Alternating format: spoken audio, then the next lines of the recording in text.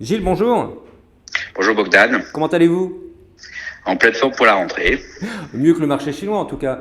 Effectivement, on assiste à une reprise en main politique, économique et de régulation par le pouvoir politique chinois. Xi Jinping, pour la première fois depuis Mao, brigue un troisième mandat et il cherche à éliminer d'une part toute opposition potentielle ou tout obstacle à son pouvoir, et ça est tombé effectivement sur les milliardaires et les valeurs de l'Internet. Il n'y a pas que ces segments-là qui ont été touchés directement ou indirectement. C'est vrai que nous, ça peut nous choquer, mais pour le peuple chinois, c'est plutôt une bonne chose que les fruits de la croissance soient mieux partagés, non? Oui, globalement, on pourrait le dire, mais après, on pourrait remarquer deux choses. On Mhm. pourrait remarquer que ce qui est victime de la vindicte du pouvoir chinois, c'est plutôt les gens moins connectés, parce qu'on voit bien que le télécom ou les fabricants de téléphones, qui sont tout aussi oligopolistiques, mais très proches du Parti communiste, n'ont pas du tout été touchés. Ça a été assez sélectif, je dirais, comme vindicte. Et Mhm. puis, globalement, ça pose un problème plus large. C'est celui du maintien du monopole politique du Parti communiste.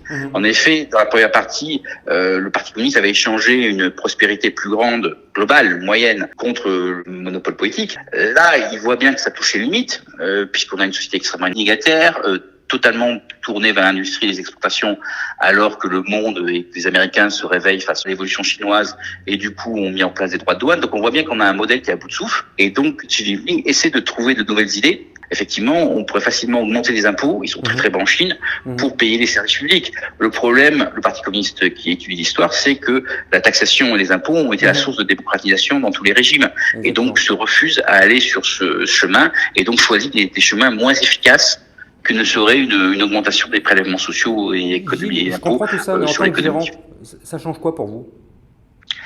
Alors, à moyen terme, ça rend quand même l'économie chinoise un peu moins efficace, Mhm. puisque d'une part, les éléments les plus dynamiques sont un peu punis, et d'autre part, on voit bien que les solutions simples qu'ont suivi les démocraties ne sont pas disponibles, et donc on a des choses plus compliquées, moins justes, qui se mettent en place, et donc probablement une perte d'efficience de l'économie chinoise à moyen terme. Et Mhm. après, on a un effet collatéral en Europe, puisque effectivement l'inégalité chinoise a fait le bonheur des valeurs du luxe françaises, en Mhm. particulier européennes, puisque dans le 1% mondial aujourd'hui des plus riches, il y a plus de Chinois que d'Américains de Mhm. ce fait. La croissance du luxe a été tirée par la croissance chinoise, la croissance future et là-dedans aussi. Donc il y a un vrai souci pour les valeurs du luxe et probablement pour le CAC 40 à moyen terme.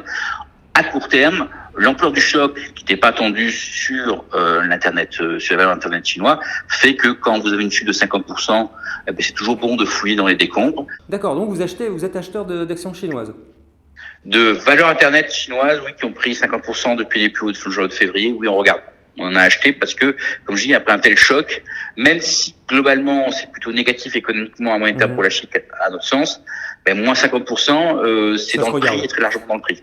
Donc, ok, j'ai compris, vous achetez des actions, mais sur la partie obligataire, est-ce que vous achetez des obligations? Parce qu'avec l'affaire Evergrande, ça doit susciter pas mal d'inquiétudes chez vous aussi, non? Tout à fait, et c'est un élément qu'on suit avec grande attention parce que l'immobilier a été un des secteurs qui n'a pas été touché par la volonté de réforme, alors que l'immobilier pèse énormément sur les ménages chinois. Evergrande en est probablement la raison. Il s'agit d'une entreprise qui est endettée à hauteur de 300 milliards de dollars Ah en oui. Chine. C'est un promoteur immobilier qui donne de l'argent partout et qui a des problèmes de rentabilité et surtout de solvabilité à court terme. Je dirais que notre attitude par rapport à ça, c'est que Evergrande a le potentiel de faire déraper les marchés chinois, donc c'est pour ça qu'on est attentif et que je dirais on n'a pas une vision très long terme sur les valeurs internet chinois parce qu'on suit ce Il y a problème-là. cette épée Et de d'autre Damoclès, ouais. part, on achète des obligations d'État chinoises, mais on ne touche ni de près ni de loin au Mhm. marché obligataire corporate en Chine. Très bien. Gilles, merci beaucoup.